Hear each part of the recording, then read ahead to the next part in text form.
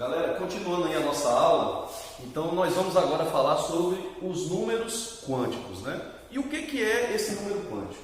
Então, os números quânticos, eles fornecem informações importantes sobre a localização de um elétron quando ele está no seu estado de energia permitido. Então, os números quânticos, né, como, por definição, por novos conceitos, não tem como a gente dizer e comprovar que o elétron vai ter em um determinado lugar da eletrosfera, os números quânticos eles vão, na verdade, direcionar uma probabilidade de onde esses elétrons podem ser encontrados, né? Os números quânticos eles são divididos em número quântico principal, número quântico secundário e azimutal. Daqui a pouco a gente vai estar falando sobre o número quântico magnético, né? E também o número quântico spin. Então, esse número quântico principal, ele indica a distância média do elétron ao núcleo, né? E designa a camada ou nível de energia do elétron. Ou seja, todos os elétrons estão distribuídos em camadas na eletrosfera. Então, Niels Bohr, né, no seu postulado, na sua teoria, no seu modelo atômico, ele disse que os elétrons estão distribuídos em camadas. E aí foi nomeado cada camada, com K, L, M, N, O, P, Q, e também por numeração. 1, 2, 3, 4, 5, 6, 7. Ou seja, na prática, existem 7 camadas, né, em um átomo. Porque nós temos 118 elementos químicos, né? Se outros elementos químicos foram descobertos de agora para frente, aí o que acontece? Teoricamente, esse número de camadas, né, ele pode aumentar. Beleza.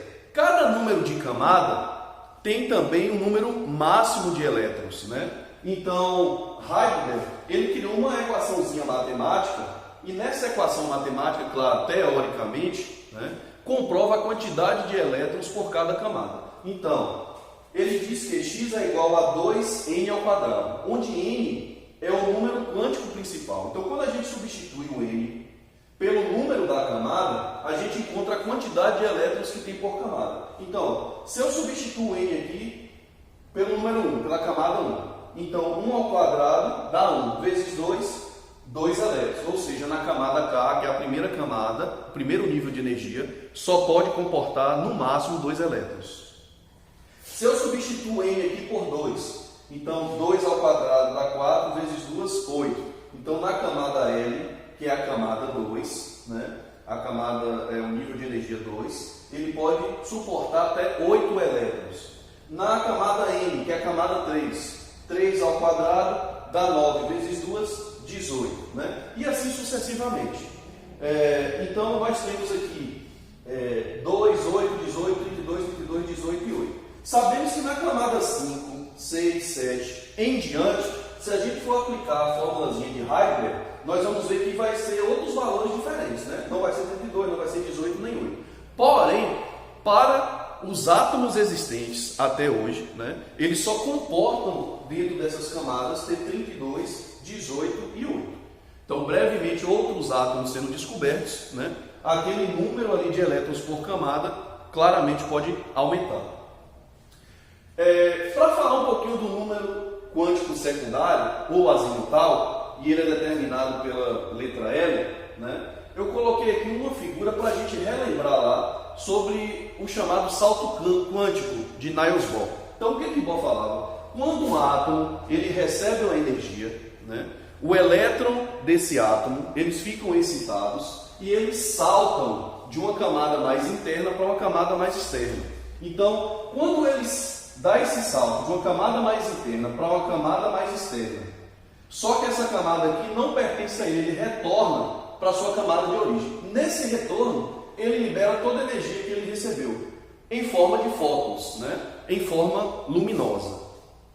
E aí, eu coloquei aqui, ó, camada 1, camada 2, camada 3, como se esse átomo, né, ele absorvesse e liberasse energia. E aí o que acontece? Ó, quando ele saltou da camada 1 para a camada 2 e retornou, ele liberou um fóton de energia. Quando, né, ele deu um salto da primeira camada para a terceira camada, ou seja, um salto maior, no retorno ele libera uma maior quantidade de energia em forma de fótons, né? Porém, Summerfield ele foi muito importante, né? Como nós já falamos lá no início, sobre a questão das órbitas elípticas, né? E o número quântico azimutal secundário, ou seja, os subníveis de energia. Ele verificou, né, observando em espectros atômicos, que ao invés do salto por camada liberar apenas um fóton, ele verificava que liberava muito mais do que um, e várias cores, né? Então, várias luzes, feixes luminosos coloridos. E aí, o que ele verificou? Que não era somente um único fóton, uma única energia liberada, né, quando retornava para a camada, mas vários fótons. Então, ele descobriu que dentro de cada camada ainda existiam subníveis de energia, ou seja, subcamadas dentro da camada inicial. Ou seja, dentro do nível de energia, que é o número quântico principal, existem o número quântico secundário, ou seja, os subníveis de energia, né? Então, o que é o número quântico secundário? Ele indica o subnível de energia do elétron, indica o tipo de orbital e sua forma geométrica, e ele está associado à energia total do elétron, né?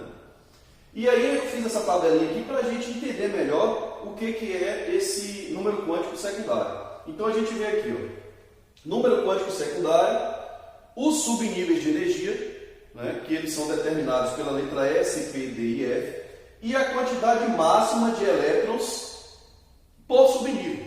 Então o subnível S, ele só pode ter até 2 elétrons, comportar até 2 elétrons no máximo, o P até 6, o D até 10 e o F até no máximo 14 elétrons. E o número quântico secundário azimutal, no subnível S é 0, no subnível P é 1, no subnível D é 2, no subnível F é 3. E por que não iniciar do 1 e teve que iniciar do 0?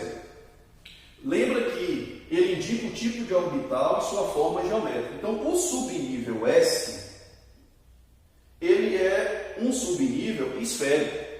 Ou seja, se ele é esférico, ele não tem excentricidade. Então, o que acontece? O valor azimutal dele, ou seja, o valor secundário, vai ser 0. Né? E os demais, como eles se parecem com halteres, né? E eles estão em todos os eixos, Y, X e Z, então ele vai ter valores definidos a partir de 1, né? 1, 2 e 3.